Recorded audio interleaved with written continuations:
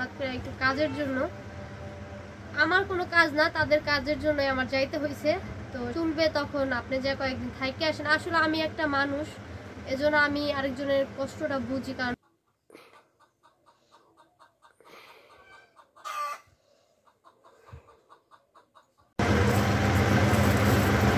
আমি অনেকদিন যাবত আমার বাবার বাড়িতে, সবাই জানেন।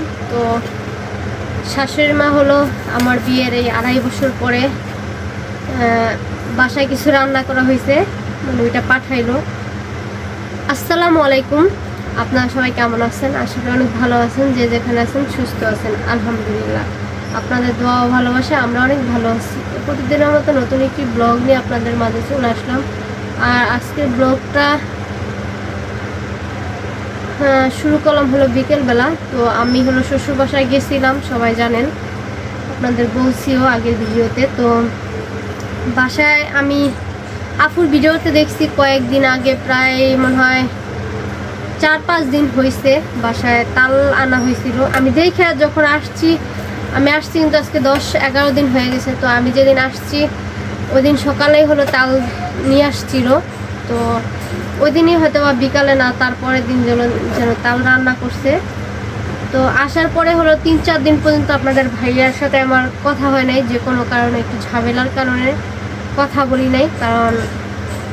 কারণটা নাই বা বলি, প্রত্যেকটা মানুষই এরকম, আসলে বুঝতে পারছি। তো সে এরকম শুধু একা সেটা না, প্রত্যেকটা মানুষই এরকম হয়, এটা আমি এখন বুঝতে পারি। যে সে যে এরকম হবে সেটা আমি কখনো কল্পনা করিনি। কিন্তু যাই হোক, তার দিক থেকে সে এমন করছে, এজন্য সেও কথা বলে নাই। আমি যখন শুক্রবার আসছি তারপরে কিন্তু সে বিকালে আমাদের বাসায় আসছিল। আমাদের বাসা থেকে যাওয়ার পরে থেকে তার সাথে আমার প্রায় 3-4 দিন পর্যন্ত কথা হয় নাই, রাগ অভিমান চলছে। সেও আমার নখ দেয় নাই, আমিও দিই নাই। তো তারপরে যেমনি হোক যে কোনো কারণে কথা হয়েছে। তো তাল রান্না করছে বাসায়, আমি জিজ্ঞেস করছিলাম বাসায় তাল রান্না করছে কিনা। তো আপনাদের ভাইয়া কি মাকে বলছে নাকি জানি না, এমনি তো তাল আমি অতটা পছন্দ করি না। কারণ তাল খাইলে হলো অনেকে কিন্তু অনেক কিছু খাইতে পারে না। তো আমি হলো তাল খাইলে আমার যত ভালো তালই হোক না কেন, আমার কেমন জানি গলা ঘেংড়ায়। তো আমি অনেক আগে থেকে তাল খাইতে পারি না। তো এমনিতে জিজ্ঞেস করছিলাম যে বাসায় তাল রান্না করছে কিনা। তো আমি তো আপনাদের ভাইয়ের সাথে কথা বলি নাই,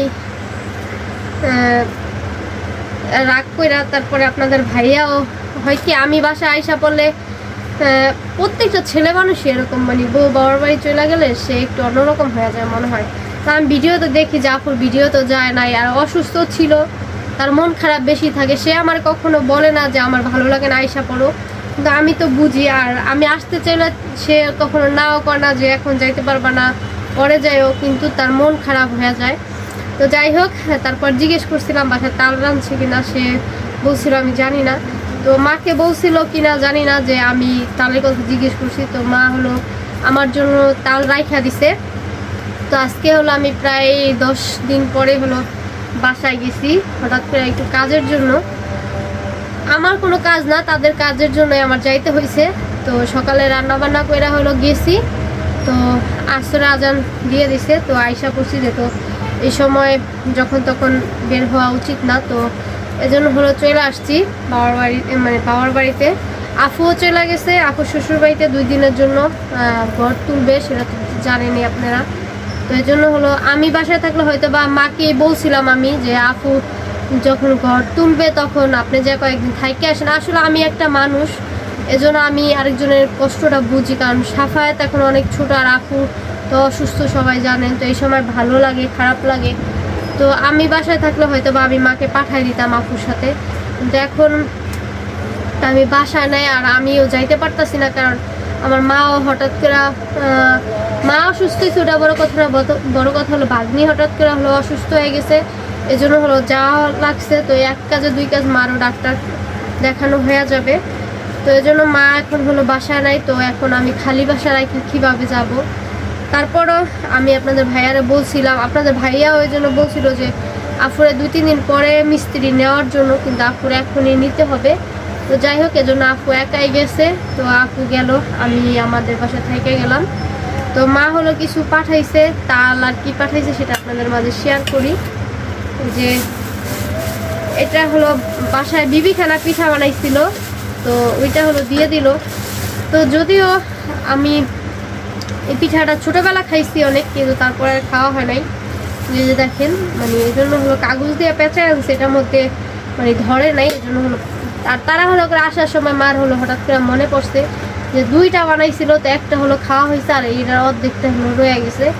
তো আপু বলতেছে যে নিয়ে যা, আমরা তো সবাই খাইছি, তোর এই খাওয়া হয় নাই, তাহলে আসছো যেহেতু নিয়ে যা খা। প্রথম আমি বলছি না আমি এখন খাবো না, কারণ ফ্রিজে রাখছিল, ফ্রিজের জিনিস আমি হলো খাইলে আমার অনেক প্রবলেম হয়ে যায়, এই জন্য হলো ফ্রিজের যে কোনো জিনিস আমি হলো নর্মাল করে তারপরে খাই। আজান করতেছে, তো যাই হোক অনেক কথা নাই বা বলি বাড়াই।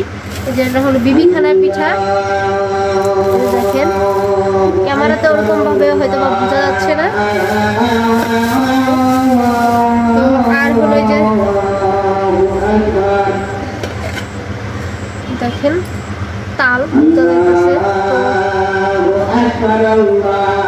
অনেক ঘন হয়েছে, আমি গরম করে হয়তো একটু খাবো, তাল অত ভালো লাগে না।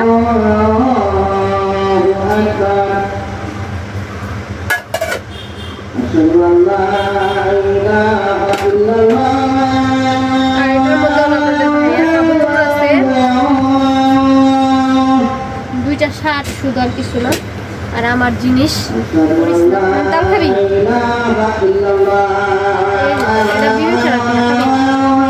তাল খা দিয়া। যাই হোক আজান পড়ে গেছে, তো আজকে হলো আমি দেশি মুরগি রান্না করব। তো তার জন্য হলো পেঁপে দিয়ে রান্না করব। পেঁপেটা সিদ্ধ করে নিচ্ছি, মুরগি এখানে কাইটা ধুয়ে রাখছি, ডাল রান্না করব।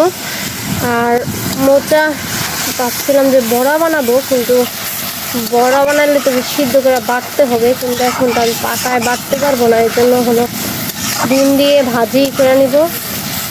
হ্যাঁ কয়টা বাড়িয়েছে?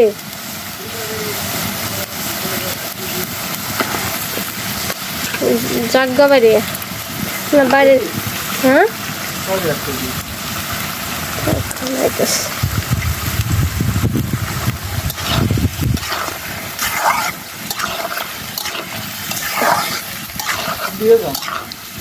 হ্যাঁ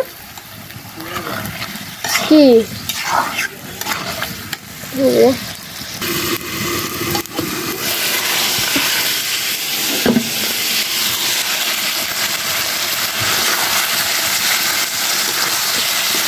কষানো হয়ে গেছে, পেঁপে পেঁপে দিয়ে এখন পানি দিয়ে দেবো।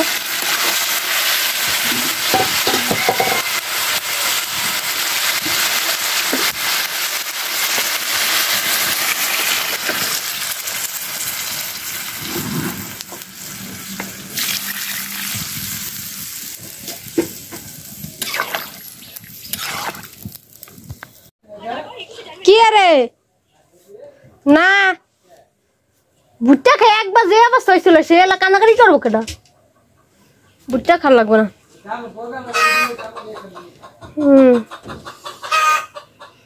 ডাল, মুরগি, মোচা ভাজি, ভাত,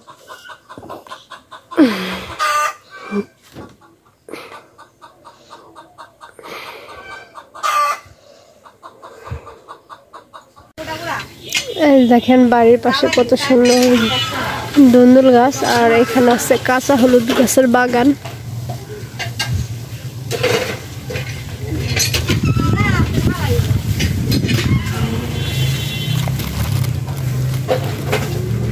পুরাটাই কাঁচা হলুদ গাছ। এখানে মরিচ গাছ লাগানো হয়েছিল, মরিচ গাছ হলো মানে মরিচের ডেট ফেল হয়ে গেছে, এই জন্য এই যে দেখেন গাছ পুরান হয়ে গেছে, তো এই জন্য ছোট ছোট মরিচ আবার ফুল হইতেছে, আবার হবে।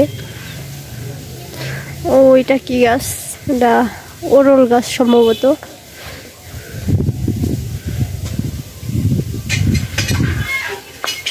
এ মামি এ মামি হল হল না কে